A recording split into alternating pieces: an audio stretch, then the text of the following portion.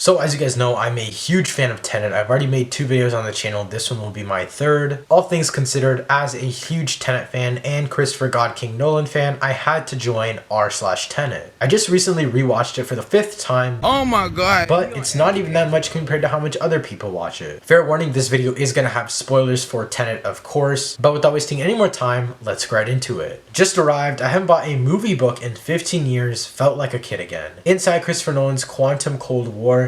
In my opinion, this is probably one of the biggest, coolest things about the movie that you can get, other than like the keychain that Neil has on his backpack. This is a super dope book. It just gives you a behind the scenes look at literally everything. I want to order it, but they're out of stock everywhere that I've checked, but I'm going to try to find it again. It seems pretty dope, pretty awesome, and I'm super excited to get my hands on one if I ever do. And I really just want it because I want to be able to read and kind of see what went behind the scenes into this movie, because if you guys didn't know, the stuff behind the scenes was pretty crazy. They like did all of the backwards fighting scenes and action scenes. They literally did it backwards. They didn't just reverse the footage. They actually fought really well doing it backwards. The sophisticated villain in a movie starter pack only uses weird metaphorical stories when speaking to the protagonist. They say, "I'm a simple man." They kill their own follower with a random object on their desk to get their point across to others. They also have dope stuff like wine, a beard, tuxedo. They always sit like this. Honestly, I would agree with this for the most part. If anything, it's always like this in Christopher Nolan's movies, other than probably like the Joker. But this is very, very true, and I agree 100%. Everyone in the subreddit while listening to the Tenet soundtrack. Not even gonna lie, it is a vibe, dude. The music in this movie is just absurd. Well, talking about music, here is the next post. Christopher Nolan. So yeah, it's a movie about people dressing up really fancy and traveling backwards in time, just going to need some standard action music, nothing too fancy. Ludwig Göransson. And it's literally a piano on fire. The man was heat in the movie. Honestly, there could have been a million producers that could have done this, or sorry, not producers, but like orchestrators, whatever, production. Oh.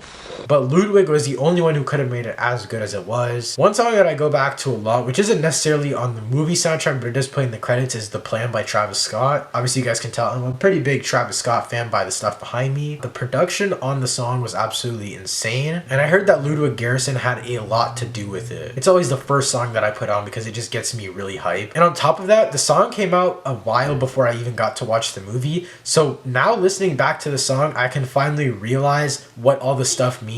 Like when they're talking about an opera, I didn't know what any of that stuff meant before I watched the movie. If you haven't heard it, what are you doing here? You really gotta go listen to The Plan. It's in the end credits of the movie. So if you're watching this video, I'm gonna assume you've already watched the movie. So yeah, go check the song out. It's pretty heat. This next post is basically just news. It's just talking about the Critics' Choice Awards nominations that the movie got. It got nominated for Best Cinematography, Best Editing, Best Production Design, as well as Best Visual Effects and Best Score. I would agree that all of these things in the movie are awesome, but I don't think I've seen enough movies in 2020 or that came out in 2020 that I can actually judge that this movie should win. In terms of score, I definitely think it's going to be up there for sure. And the editing was just crazy. It did such a good job of balancing out both times, whether it was inverted or uninverted. Obviously, you couldn't really tell which side it was, but that's one of the best things about the editing in the movie, is that the transition is so seamless that we're always confused. The editing in this movie really falls directly into place as to what I think Nolan was wanting with the movie in general, which is just to confuse the audience until they watch it a couple more times.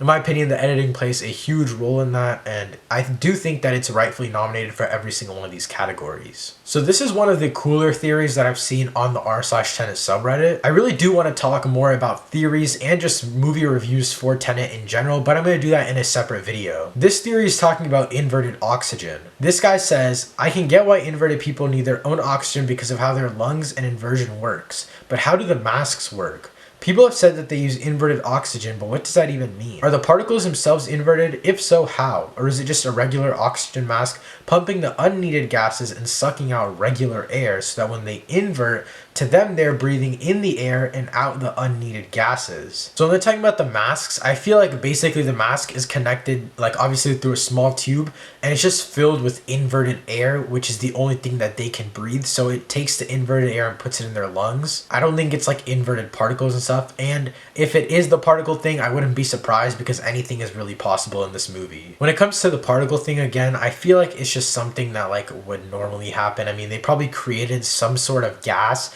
that you inhale that's the opposite of regular oxygen that you breathe in. Maybe it's not even oxygen, maybe it's a completely different gas that they just created for you to be able to breathe in an inverted reality. But other than that, I don't really have an explanation. This guy said he got his Neil charm from a fellow Redditor's eBay listing, and it included a sick note that said, "See you at the beginning, friend." I really want this charm now. I'm gonna see if I can find it anywhere. If I can, I'm gonna order it right away, and I'll post a photo on my Instagram and on my Twitter. If you guys haven't already followed me on there, you can click the link in the description to go check that out. But yeah, I really want one of these. I need to figure out where I can find them because these look sick. So the last post we're gonna go over in today's video is this comment on YouTube that we found. This might be the greatest YouTube comment of all time in my opinion, but here it is. Under this YouTube video of one of the songs from the soundtrack of Tenet, this guy commented, "The beat dropped harder than my grandma down the stairs." I really think you guys should check out the Tenet soundtrack if you haven't already because it is a great soundtrack.